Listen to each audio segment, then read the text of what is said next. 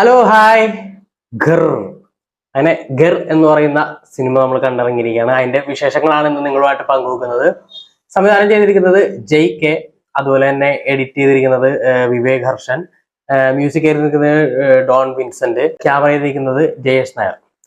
പ്രധാന താരങ്ങളായിട്ട് വരുന്നത് കുഞ്ചാക്കോ ബോബൻ, അതുപോലെ തന്നെ സുരാജ് വെഞ്ഞാറമൂട്, പിന്നെ മേഘന, ശ്രുതി രാമേന്ദ്രൻ, അലൻസിയർ, മഞ്ജു പിള്ള, പിന്നെ രമേശ് പിഷാരടി കുറച്ച് റോളുണ്ട്. അങ്ങനെ വലിയൊരു താരനിരയുള്ള ഒരു സിനിമ. സിനിമ എങ്ങനെ ഉണ്ടെന്ന് ചോദിച്ചു കഴിഞ്ഞാല് അതിനു മുന്നോടിയായിട്ട് ഞാൻ സിനിമയുടെ പേര് അനുവർത്തിക്കുന്ന പോലെ തന്നെ അഘർ എന്ന് പറയുന്ന അതിനോട് അടുക്കപ്പിടിച്ച ഒരു ശബ്ദം ഞാൻ തിയേറ്ററിൽ ഇരുന്ന് ഒരു സിനിമ കണ്ട് ഒരു അരമണിക്കൂർ കഴിഞ്ഞപ്പോഴത്തേക്കും എനിക്ക് ആ ശബ്ദം തൊട്ടടുത്തുനിന്ന് കേൾക്കാൻ സാധിച്ചു. അത് ഘർ എന്നായിരുന്നില്ല, ഒരു കൂർക്കം വലിക്കുന്ന എന്ന് പറയുന്ന ഒരു ശബ്ദം. എന്റെ അടുത്തിരിക്കുന്ന തൊട്ടടുത്തിരിക്കുന്ന ഒരു ചേട്ടൻ നല്ല ഉറക്കം, അത് ഉറക്കം പുള്ളി ഉറങ്ങിക്കോട്ടെ, പക്ഷെ പുള്ളി നല്ല കൂർക്കം വലിയായിരുന്നു. ഞാനൊന്നും മിണ്ടാൻ പോയില്ല. പക്ഷെ പുറകിലിരിക്കുന്ന ആൾക്ക് ഡിസ്റ്റർബഡ് ആയിട്ട് അയാള് ചേട്ടനെ തട്ടി വിളിക്കുന്നുണ്ടായിരുന്നു. അപ്പോ സിനിമ എങ്ങനെ ഉണ്ടെന്ന് ചോദിച്ചു കഴിഞ്ഞാല് എനിക്ക് ഒട്ടും വർക്കായില്ല. അത് ഇതെന്റെ പേഴ്സണൽ അഭിപ്രായമാണ്. കാരണം ഒരുപക്ഷെ കുട്ടികൾക്ക് ചിലപ്പോൾ ഒരുപക്ഷെ ഇഷ്ടപ്പെട്ടേക്കാം, ഫാമിലി ഓഡിയൻസിന് എങ്ങനെ ആയിരിക്കും എന്ന് അറിയില്ല. എനിക്കിത് ഒട്ടും വർക്കായില്ല. കാരണം കുറെ നമ്മൾ 2000 ഒരു 90 അവസാനം അല്ലെങ്കിൽ ഒരു 2000 കാലഘട്ടത്തിൽ ഉണ്ടായിരുന്ന കുറെ ഒരു ടൈപ്പ് കോമഡി സിനിമയുടെ ഗണത്തിൽപ്പെടുത്താവുന്ന ഒരു സിനിമയാണ്. പക്ഷെ അത് തന്നെയാണ് പ്രശ്നം. ആ കാലഘട്ടത്തിലുള്ള ടൈപ്പ് കുറെ വെർബൽ കോമഡികൾ ആഡ് ചെയ്തിട്ട് കുറെ സ്ക്രിപ്റ്റിൽ ആ ടൈപ്പ് കുറെ കോമഡികൾ, അതുപോലെ തന്നെ വാട്സപ്പ് കോമഡികൾ ഉൾപ്പെടെ സ്ക്രിപ്റ്റിൽ അവിടെ ഇവിടെയൊക്കെ ആയിട്ട് എഴുതി പോയിട്ടുണ്ട്. പക്ഷെ ഭാഗ്യം എന്ന് പറയട്ടെ, അതൊന്നും വർക്കായിട്ടില്ല. പക്ഷേ സിറ്റുവേഷൻ കോമഡികൾ കുറച്ചൊക്കെ വർക്കായിട്ടുണ്ട്. സിറ്റുവേഷനിൽ വരുന്ന കുറച്ച് ടൈപ്പ് കോമഡികൾ വർക്കായിട്ടുണ്ട്. പക്ഷെ ടോട്ടലി നോക്കുമ്പോൾ ഒന്നില്ലെങ്കിൽ ഈ സിനിമ ഒരു ഫൺ സിനിമയായിട്ട് ഇറക്കിയിട്ടുണ്ട്. പക്ഷെ ഒരു ഫൺ സിനിമയായിട്ട് ഇറക്കുമ്പോൾ സ്വാഭാവികമായിട്ടും അതിൽ ഒരു വലിയൊരു കോമഡി ട്രാക്ക് ഉണ്ടാവണം. പക്ഷെ ഇതിൽ അങ്ങനെ ഒരു വലിയൊരു കോമഡി ട്രാക്ക് ഇല്ല. എന്നാൽ സ്ക്രിപ്റ്റിന് ഒരു ഡെപ്ത് ഉള്ള സ്ക്രിപ്റ്റ് ഉണ്ടായിരുന്നെങ്കിൽ കുറെ കൂടി ബെറ്റർ ആക്കാൻ. പക്ഷെ അത്രമുള്ളൊരു ഡെപ്ത് ഉള്ള ഒരു സ്ക്രിപ്റ്റ് ആയിട്ട് എനിക്ക് തോന്നിയില്ല. വളരെ ചെറിയൊരു ഫ്ലോട്ടാണ്. ആ ഫ്ലോട്ട് എടുത്തിട്ട് അവർ സിനിമയാക്കിയിരിക്കുന്നു. പക്ഷെ അത് ചെയ്യുമ്പോൾ ഒരു എക്സ്ട്രാ എന്തെങ്കിലും ഒരു ഇമോഷണൽ കണക്ഷനോ അല്ലെങ്കിൽ അത്തരത്തിലുള്ള ഒരു പരിപാടി കിട്ടിയിരുന്നെങ്കിൽ സിനിമക്ക് കുറെ കൂടി ഗുണം ആയേനെ. പക്ഷെ എനിക്ക് ഒട്ടും വർക്കായില്ല. അതിനകത്ത് ഉപയോഗിച്ചിരിക്കുന്ന കുറെ വെർബൽ കോമഡികളൊക്കെ ഭയങ്കര ചളിയായിട്ടാണ് എനിക്ക് പേഴ്സണലി തോന്നിയത്. പിന്നെ അങ്ങ് പോകുന്തോറും ഈ ഇതില് ഫയർഫോഴ്സിന്റെ കുറച്ച് രംഗങ്ങളൊക്കെ ഉണ്ട്.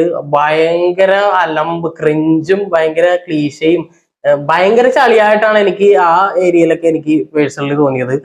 എന്താ പറയാ, പോലീസ് വരുന്നു, പിന്നെ ഫയർഫോഴ്സ് വരുന്നു, പിന്നെ അതിലേക്ക് ആ സൂവിലകപ്പെടുന്ന സമയത്ത് അവിടെ രക്ഷാപ്രവർത്തനത്തിൽ വരുന്ന കുറെ ക്യാരക്ടേഴ്സ് ഒക്കെ ഭയങ്കരമായിട്ട് വെറുപ്പിക്കുന്ന പോലെ എനിക്ക് പേഴ്സണലി തോന്നി. പെർഫോമൻസ് വൈസ് നോക്കുകയാണെന്നുണ്ടെങ്കിൽ സുരാജും കുഞ്ചാക്കോ ബോബനും അത്യാവശ്യം കുഴപ്പമില്ലാതെ ചെയ്തിട്ടുണ്ട്. പിന്നെ ഇതിനകത്ത് പ്രധാനമായി വരുന്നത് ഒരു സിംഹമാണ്. സിംഹത്തിന്റെ ചില ഏരിയയിലൊക്കെ VFX നന്നായിട്ട് തോന്നി. അതായത് VFX അല്ല ഒറിജിനൽ ഒരു പരിപാടിയായിട്ട് തോന്നി.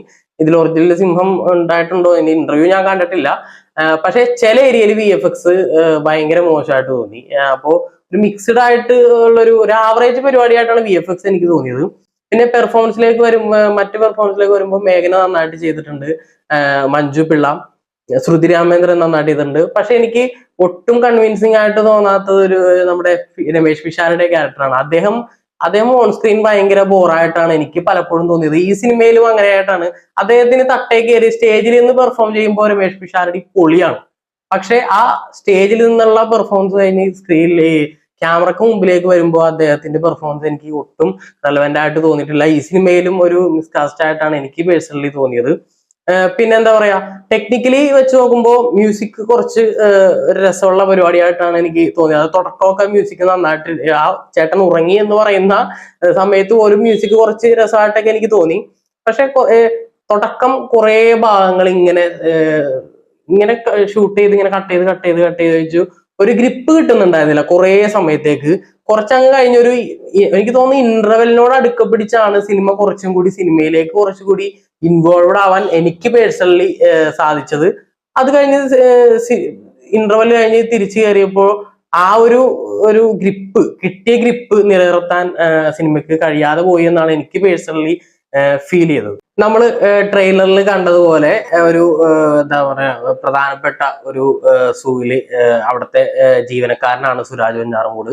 ഒരു ചെറിയൊരു ഡിപ്രഷൻ പരിപാടിയായിട്ട് കുഞ്ചാക്കോവൻ വരുന്നു. അതിനകത്ത് സിംഹത്തിന്റെ കൂട്ടിനകത്ത് അകപ്പെടുന്നു.